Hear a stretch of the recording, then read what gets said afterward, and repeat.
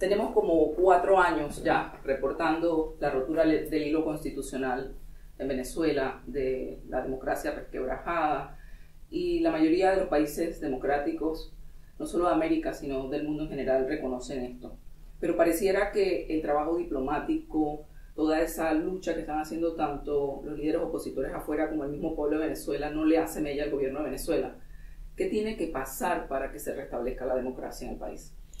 Bueno, toda dictadura, mucho más en este caso, que es mucho peor que una dictadura porque es una narcotiranía, suelen aparentar que les resbala cualquier crítica, cualquier cuestionamiento, se sienten inmunes a la opinión pública de su país y, por supuesto, con mayor razón, desprecian las opiniones de la comunidad internacional.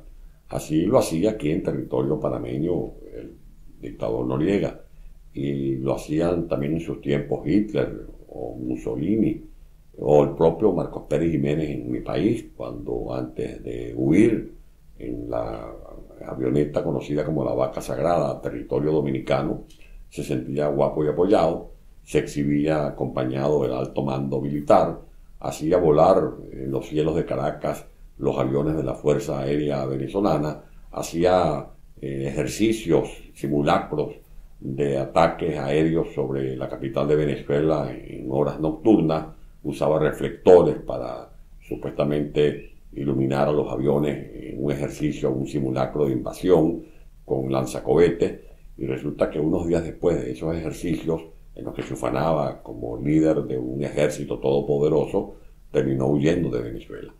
Ese es el destino que le espera igualmente a Maduro. Así terminan todos los tiranos, así terminan todos los dictadores, y Venezuela no va a ser la excepción, mucho más ahora cuando, además de los esfuerzos y sacrificios que ha venido cumpliendo el pueblo de Venezuela, contamos en esta coyuntura con una extraordinaria solidaridad de la comunidad internacional.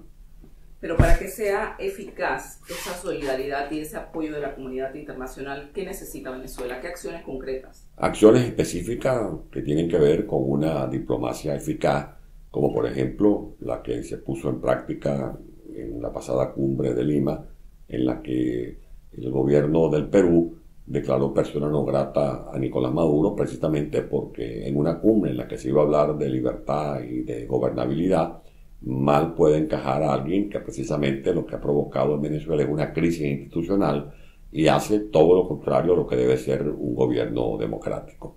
Acciones concretas como las que han tomado Canadá, Estados Unidos, la Unión Europea, Suiza o el propio gobierno de Panamá, cuando se han dictado sanciones específicas contra individuos, no son sanciones contra el pueblo ni contra la nación, sino cuestionamientos contra personas que están involucrados en hechos de corrupción, en narcotráfico, en negocios ilícitos de cualquier naturaleza.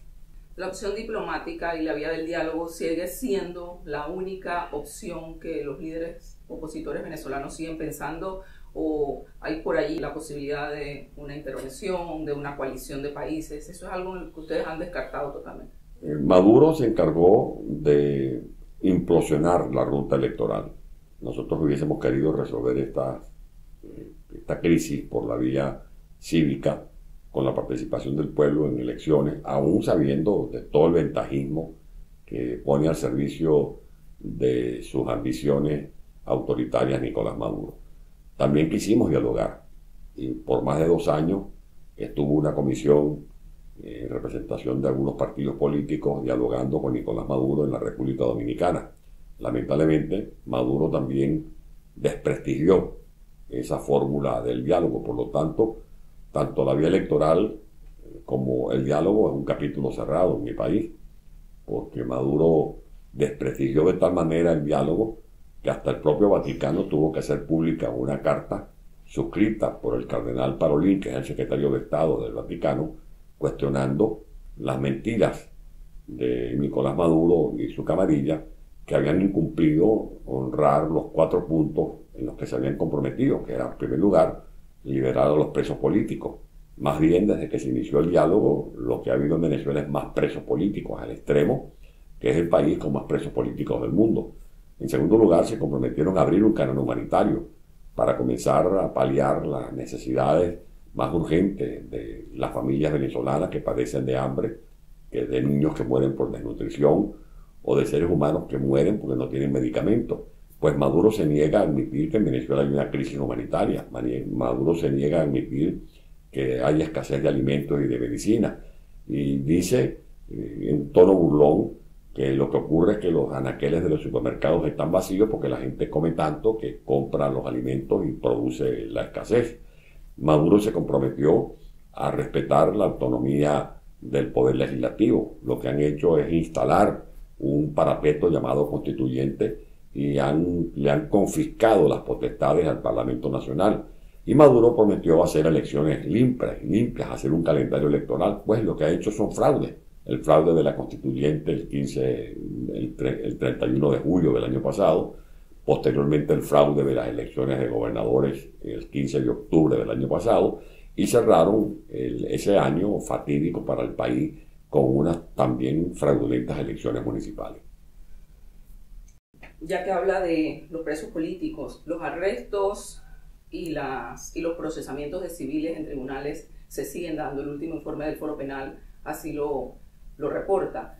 ¿Qué acciones concretas han podido ustedes hacer fuera de Venezuela para tratar este tema? Hemos activado todas las instituciones que tienen que ver con el resguardo de los derechos humanos. Hemos ido a hablar con el alto comisionado de la ONU en Derechos Humanos. Me correspondió visitarlo recientemente cuando tuve que ir a Ginebra a dar una conferencia. Hemos activado recursos en el grupo de trabajo de detenciones arbitrarias en la ONU, quien dictó medidas cautelares a mi favor y así también a favor de otros presos políticos, declarando que mi detención era arbitraria y que debería ser puesto en libertad inmediatamente. Nunca acataron ese dictamen del grupo de trabajo sobre detenciones arbitrarias de la ONU. Hemos acudido a la Comisión Interamericana de Derechos Humanos.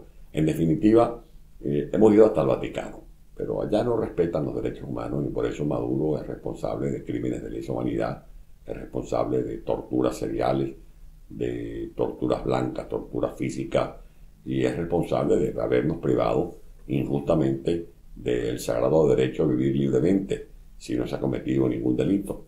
Eso es lo que acontece en mi país y eso es lo que nosotros estamos denunciando, como por ejemplo que Venezuela es el país con más militares presos acusados por traición a la patria. Es algo realmente insólito lo que hace Nicolás Maduro. Hay un consenso internacional de que no se van a reconocer las elecciones de mayo próximo, pero el presidente Nicolás Maduro le responde a esto diciendo que son las instituciones venezolanas y el pueblo el que tiene que reconocer las elecciones. ¿Es esto un poco más de su arrogancia o es esa certeza de que tiene el control total de las instituciones de Venezuela? Los dictadores creen que pueden estar por encima de las leyes, por eso no respetan las constituciones de sus respectivos países y por eso consideran que su palabra es la ley, y al no haber Estado de Derecho, los pueblos que son oprimidos por las dictaduras dependen del estado de ánimo, del capricho de sus dictadores. De allí pues que Nicolás Maduro, si consuma ese fraude del próximo 20 de mayo, quedará más legitimado y va a ser condenado por toda la comunidad internacional que irán sumando más voces en la medida en que Nicolás Maduro siga apartándose de los elementales códigos que resguardan los derechos humanos en el mundo. La Asamblea Nacional aprobó ayer el antejuicio de mérito solicitado por la fiscal en el exilio Luisa Ortega. ¿Qué acciones o qué consecuencias legales o consecuencias prácticas podría tener esto si ya también estaba el antejuicio que había aprobado la Asamblea Nacional legítima antes? Bueno, creo que debe cumplirse la etapa. La Fuerza Armada debería ocuparse de resguardar la Constitución Nacional. Maduro debería ser depuesto, Maduro debería ser detenido, no solo por lo que dicen las leyes venezolanas, sino también por los compromisos que asumió Venezuela cuando suscribió la Convención de Palermo. Y se dan todas las condiciones para que Nicolás Maduro sea privado de su libertad. O sea que el que Interpol emitiera una orden de captura es algo que podría suceder. Por supuesto, porque no es una orden de captura que está en el aire, es una orden de captura que tiene una base legal en la Convención de Palermo, de la cual es suscriptora Venezuela.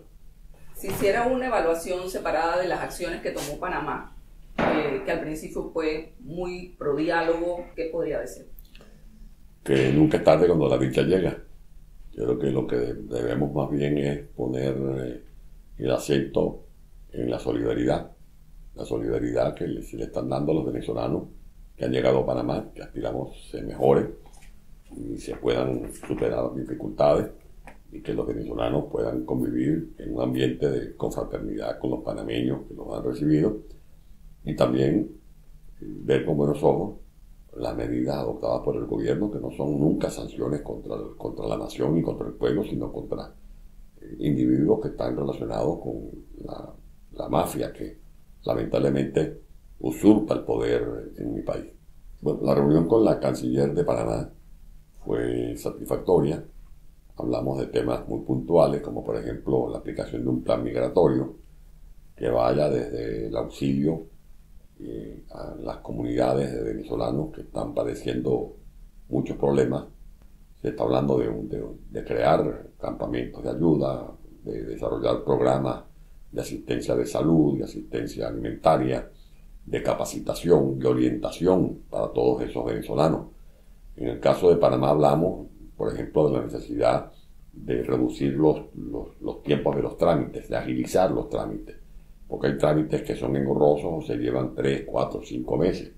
Estamos también en el tema de ver cómo se agilizan el sellado de las visas, cómo se le da prioridad al tema de los niños, de los menores de edad, al tema de los abuelos, de la tercera edad, para que se pueda concretar el principio de reunificación familiar, porque hay madres que han salido de Venezuela y dejan sus hijos allá, o al revés, hijos que salen a aventurar, a buscar mejores destinos y dejan a sus padres en Venezuela, y lo que se quiere es que ellos, unos y otros, se reencuentren. ¿Qué viene en la lucha de aquí en adelante? De cara a que hay unas elecciones que prácticamente son inminentes, el gobierno las va a hacer. Seguir pidiéndole a la comunidad internacional, como de hecho ya lo está haciendo, que condenen anticipadamente ese fraude y que le digan a Maduro que va a terminar de aislarse mucho más de lo que está si se empeña en verificar ese fraude escandaloso y descarado que tienen montado para el 20 de mayo. ¿Su mensaje para los venezolanos en Panamá? Que mantengan siempre la esperanza y la fe, que es el motor que mueve la conciencia de un pueblo, y que hagamos un esfuerzo por organizarnos y serle útil a la causa de Venezuela en el exilio, que vayamos, que seamos solidarios unos con otros, y que hagamos un esfuerzo por mantener muy en alto el gentilicio nacional, actuando como buenos ciudadanos, para que la gente sepa que los venezolanos somos buena gente, somos gente decente y trabajadora.